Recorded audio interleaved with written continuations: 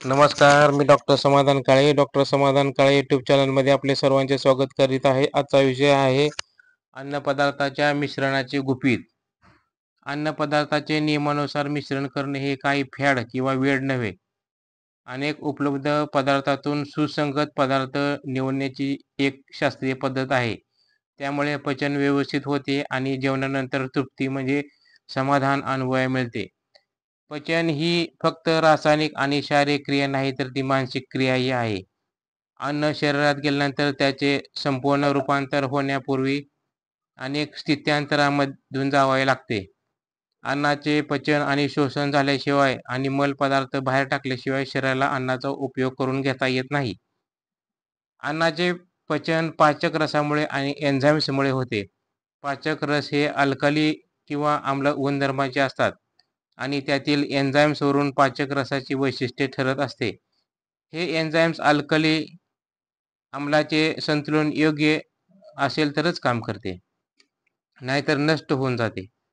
उदाहरणार्थ, तोंडातल्या लाळेमध्ये स्टार्चचे विघटन करणारे अमायलेज म्हणजे टायलिन नावाचे एन्झाईम असते.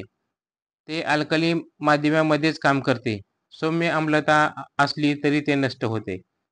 आमाशयामध्ये पेप्सिन हे एन्झाईम प्रथिनांचे पचन करते. ते आम्ल माध्यमामध्येच काम करते. अल्कली माध्यम असेल तर ते नष्ट होऊन जाते. शरीरातील एन्झाईम्स अन्नाशी सुसंगत असताना हे पाचक रसाचे आणखी एक वैशिष्ट्य असते. तरी सुद्धा या प्रक्रियेला एक मर्यादा आहे. पाचक रस काही ठराविक पदार्थाशी सुसंगत असतात, परंतु अनेक पदार्थांचे मिश्रण असले तर गडबड होते. अन्नपदार्थाच्या काही ठराविक मिश्रणामुळे पचन मार्गात आंबण्याची क्रिया सुरू होते. म्हणून एका वेळेस एकाच प्रकारचे अन्न खावे म्हणजे त्याचे पचन संपूर्ण आणि सुलभ होते. अन्नपदार्थाचे मिश्रण करताना महत्त्वाचा नियम असा आहे की प्रथिने आणि कर्बोदके एकत्रित असू नये.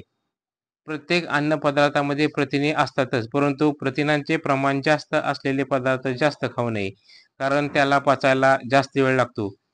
आमाशयामध्ये त्यांना पचण्यासाठी जास्त वेळ पडून राहावे लागते. हा कालावधी 2.5 ते 6 तासाचा असू शकतो.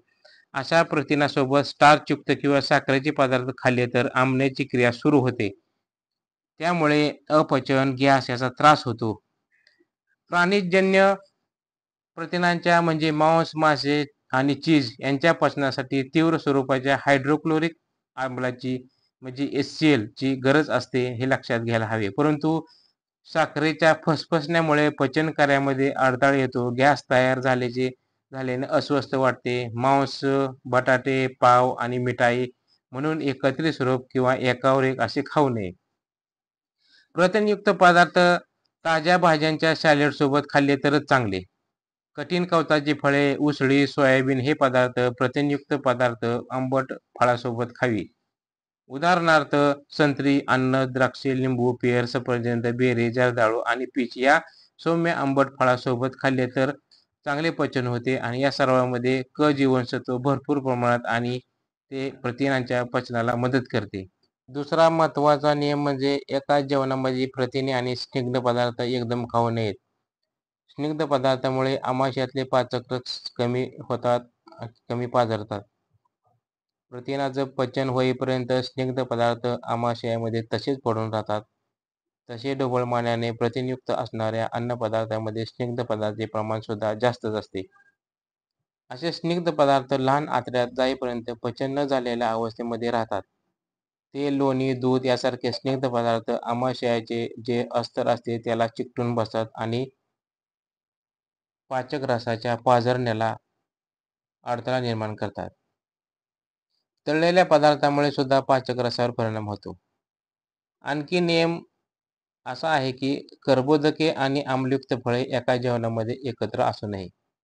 अन्नपदार्थ चावताना स्टार्चचे विघटन करणाऱ्या टायलिन या एन्झाईमचे काम महत्त्वाचे असते. ते स्टार्चचे रूपांतर साध्या साखरेत करते.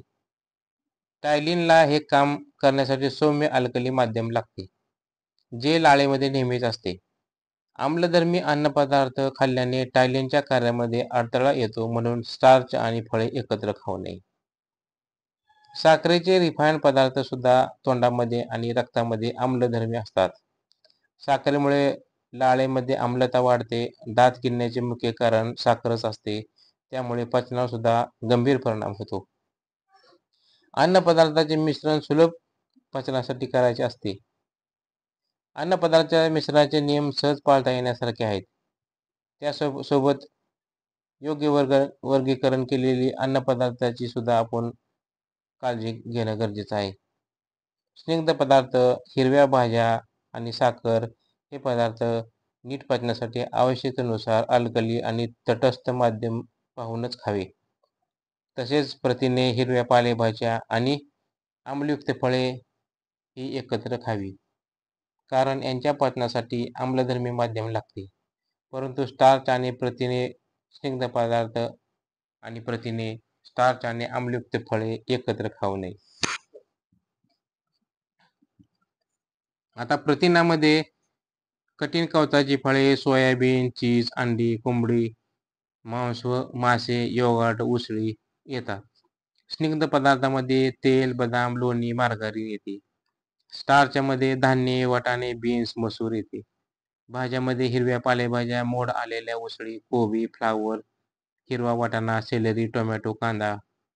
गोड फळामध्ये केळी, अंजीर, सीताफळ, सुकी फळे, खजूर येतं. सौम्य आंबट फळे म्हणले तर द्राक्षे, पेर, सफरचंद, पीच, ॲप्रिकॉट, पेरू, रास्पबेरी. आंबट फळामध्ये द्राक्षे, लिंबू, संत्री, अननस, स्ट्रॉबेरी. आणखीन एक गोष्ट लक्षात घेणे आवश्यक आहे. एका जेवणामध्ये अन्नपदार्थाचे कमीत कमी मिश्रण असावे. शक्यतो एका वेळेस एकच पदार्थ खायला हवा. चांगल्या आरोग्यासाठी अगदी साधे जेवणही चांगले असते. प्रथिने, स्निग्ध पदार्थ आणि कर्बोदके असे मिश्रण आमाशयामध्ये 6 ते 7 तास पडून असते. कर्बोदके जर प्रथिनाशिवाय नुसती खाल्ली तर आमाशयामध्ये पडून राहण्याचा कालावधी कमी असतो. नुसत्या फळांना तर अगदी कमी वेळ लागतो. म्हणून हे तिन्ही पदार्थ वेगवेगळ्या जेवणामध्ये घ्यावे. म्हणजे फळांचे जेवण, स्टार्चचे जेवण आणि प्रथिनाचे जेवण. तर आपल्याला ही माहिती कशी वाटली? लाईक करा, शेअर करा, सबस्क्राईब करा. धन्यवाद.